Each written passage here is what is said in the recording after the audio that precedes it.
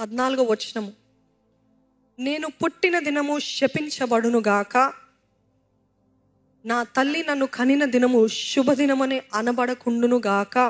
ఎవరు? ఇర్మియా ప్రవక్త చెప్తున్నాడు. అదే రీతిగా బైబిల్ ఇంకో గొప్ప భక్తుడిని చూస్తాం. మొదటి రాజులు, 1 Kings 19:4. మొదటి రాజుల గ్రంథము 19:4.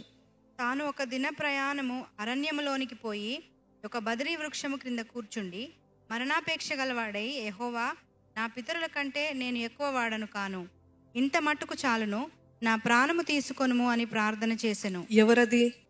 ఏలియా ప్రవక్త. ఇర్మియా ప్రవక్త, ఏలియా ప్రవక్త అన్న మాటలు చూడండి.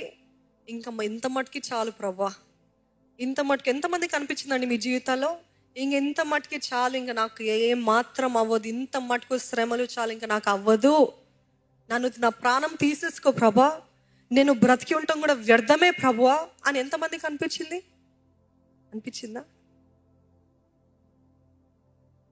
ఏలియా, ఇర్మియా ఇటువంటి గొప్ప గొప్ప దైవజనులే, they had no hope, they were discouraged, they were depressed to the maximum. అంత భయంకరమైన డిప్రెషన్ గుండా వాళ్ళు వెళ్తున్నారు. మోలియా, నన్ను చంపే, నాకు అవ్వట్లేదు. ఇర్మియా, నాకు అవ్వట్లేదు, అసలు నేను పుట్టిన దినమై శపించబడును గాక అన్నాడు. ఈరోజు every believer will always feel this kind of expression. లేకపోతే ఈ ఎక్స్ప్రెషన్, ఈ థాట్, ఈ ఆలోచన ప్రతి విశ్వాసకి ఏదో ఒక సమయంలో కలుగుతుంది. కలగట్లేదంటే మీరు ధన్యులు, హల్లెలూయా. కలగని వారు ఎవరు ఉన్నారండి? ఇటువంటి ఆలోచన నాకు ఎప్పుడు రాలేదన్న వారు ఉంటే చేతులు ఎత్తి చూపిస్తారా? ఇది ఒక్కసారి గట్టి చప్పట్లు కొట్టండి వారి కోసం. ధన్యులు. కానీ చాలా మందికి this is a common thing. It's a common thing. ప్రతి విశ్వాస ఎదుర్కొనేది ఏంటంటే అది ఇట్స్ కాల్డ్ లో స్పిరిట్.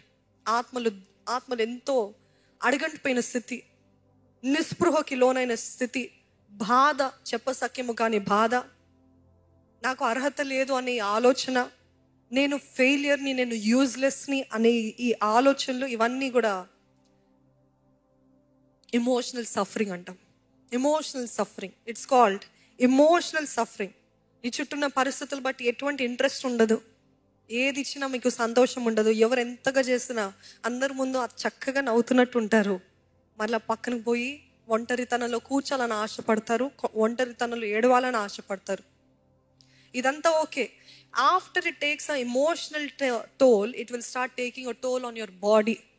మొదటిగా మనసులో స్టార్ట్ అవుతుంది, తర్వాత మన శరీరం పైన ఇది ఎంతో ప్రభావితం చేస్తుందండి.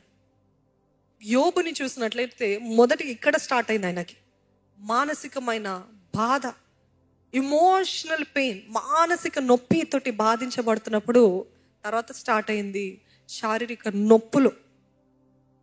ఆయన చుట్టూన్న ప్రతి ఒక్కరు కూడా అప్పటి వరకు ఆయన దగ్గర చేతులు చాచి అడిగేవారు, ఈరోజు ఆయనని చూసి ఉమ్మివేస్తూ ఆయన పక్కన అక్కడ కూర్చున్నట్లయితే ఆ పక్కకి రాకుండా చీచి అనుకుంటూ దూరంగా పోయి ఆయనని హేళన చేసే స్థితి.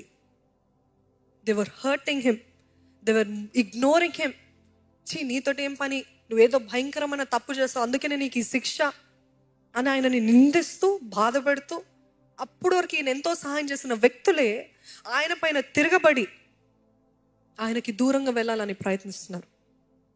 ఆయన ఆరోగ్యము, ఆయన ఆస్తి, ఆయన బిడ్డలు అన్నీ వెళ్ళిపోయినాయండి. ఎందుకు వెళ్ళిపోయినాయి? ఆయన ఏమైనా తప్పు చేస్తాడు కాదు. యేసు దేవుడికి, యెహోవా దేవుడికి, సాతానికి, అపవాది ఆయన సాతానికి ఒక సవాలు. దేవుడు అంటున్నాడు, నో, జోబు నన్ను రినౌన్స్ చేయడు, నన్ను వదిలిపెట్టాడు, ఎంత బాధ వచ్చినా నన్ను వదిలిపెట్టాడు చూడు అని అంటాడు. సాతాన్ అంటాడు, నో, చేస్తాడు చూడు అంటాడు. ఈ సవాల్ మధ్యలో ఎవరు బాధపడుతున్నారు? ఇక్కడ ఎవరు బాధపడుతున్నారండి? యోబు. మెనీ అ టైమ్స్ మనం అనుకుంటాము, చాలాసార్లు అనుకుంటాము, దేవుడికి నా పైన కోపం ఉంది కాబట్టి నేను ఇది అనుభవిస్తున్నాను, దేవుడు మిమ్మల్ని, మీ పైన తన దృష్టి ఉంచి మీ యందు ఆనందిస్తున్నాడు కాబట్టి ఇది అనుమతించాడు. నమ్మిన వారు ఉంటే హల్లెలూయా చెప్తారా? He has favoured you. ఆయన దయ, ఆయన దృష్టి, ఆయన మీ పట్ల ఎంతో అతిశయిస్తున్నాడు కాబట్టి కొన్ని సవాళ్ళు, కొన్ని శోధనలు, కొన్ని శ్రమలు మన జీవితంలో అనుమతిస్తాడు. ఇక్కడ యోబుకి ఈ సవాళ్ళు, ఈ శోధనలు వచ్చిన ఎందుకు దేవుడు తన పైన కోపం ఉన్నాడని కాదు, లేకపోతే యోబు ఏదో పాపిష్టి అని కాదు, కానీ దేవుని ఫేవర్ ఉంది కాబట్టి ఆ శోధనలు, దేవుని ఫేవర్ ఉంది కాబట్టి ఆ శ్రమలు, తట్టుకోలేనంత నొప్పి, ఏ మనిషికి రాని నొప్పి, బాధ, హింస, వేదన యోబు అనుభవించాలండి. ఇక్కడ చూసినట్లయితే యోబు గ్రంథము 1వ అధ్యాయము 2వ అధ్యాయాలు చూసినట్లయితే కొన్ని వారాలు గడిచిపోతాయి. వారాలు గడిచిపోయిన తర్వాత ఆయనకి తెలుస్తుంది. మొదట్లో ఏమో యెహోవా ఇచ్చెను, యెహోవా తీసుకొనెను, యెహోవాకే మహిమ అని చెప్పిన యోబు 2వ అధ్యాయానికి 3వ అధ్యాయానికి వచ్చేసరికి this a transition in his thoughts. ఆలోచనలో మార్పు. యెహోవా ఎందుకు ఇట్లా చేస్తాడు, నా దేవుడు ఎందుకు ఇట్లా చేస్తాడు, ఇది అన్యాయం కాదా, ఇవన్నీ దేవుని పైన తిరగబట్టం అంటే బాధతోటి దేవుని అనటము ప్రారంభించాడు. కానీ అదే రీతిగా జోబ్ 29-30 చాప్టర్స్లో చూస్తే ఆయన చక్కగా ఉండేది నా జీవితం, ఎంత బాగుండేది నా జీవితము, ఇదంతా ఇలాగ ఉండేది, ఒకప్పుడు నా జీవితం ఇలాగ ఉండేది అని ఆలోచిస్తుంటాడు. ఎప్పుడు కూడా మన జీవితాల్లో మనకి శ్రమ వచ్చినప్పుడు, మనకి బాధ కలిగినప్పుడు, మనకు అర్థం కాని స్థితిలో ఉన్నప్పుడు, గతంలో ఇట్లా ఉండేది కదా, గతంలో ఎంత బాగుండేది కదా, గతంలో నాకు ఈ బాధ లేదు కదా, గతంలో ఇంత ఏడుపు లేదు కదా, ఎంత చక్కగా ఎంజాయ్ చేసేదాన్ని నా యూత్ అనిపించిందా? మీకు అనిపించిందో లేదో, నేనైతే అనుకుంటాను కూడా ఇప్పటి వరకు కూడా. అసలు ఎటువంటి no care in the world. చక్కగా కాలేజ్కి వెళ్ళడము, రావటము, అంత చూసుకోవడం, ఇంకేం లేదు, ఏం కష్టం లేదు, ఏం బాధలు లేదు, ఏం బాధ్యతలు లేవు, కేర్ ఫ్రీ లైఫ్. కానీ ఇదేంటి ఏడుపు ఏడుపు ఏడుపు, ఏందేవా, ఏంటయ్యా ఇది, ఇదా నువ్వు ప్రామిస్ చేసిన చక్కటి జీవితం, ఇది నీ చిత్తంలో ఉన్న జీవితమా? నీ చిత్తంలో ఉన్న జీవితం అంటే ఇంత ఏడుపా, ఇంత బాధనా, ఇంత కష్టమా, ఇంత వేదన్నా? అంతము వరకు సహించువాడికి జీవ కిరీటము. హల్లెలూయా. మనకు అర్థం కాదండి ఆయన చిత్తము. ఏడుపులాగానే ఉంటుంది, బాధలాగానే ఉంటుంది, కన్నీరులాగానే ఉంటుంది, దుఃఖములాగానే ఉంటుంది, పిండి వేయటం లాగానే ఉంటుంది. కానీ అంతము వరకు సహించువాడు ఆయన జీవ కిరీటాన్ని పొందుకుంటాం.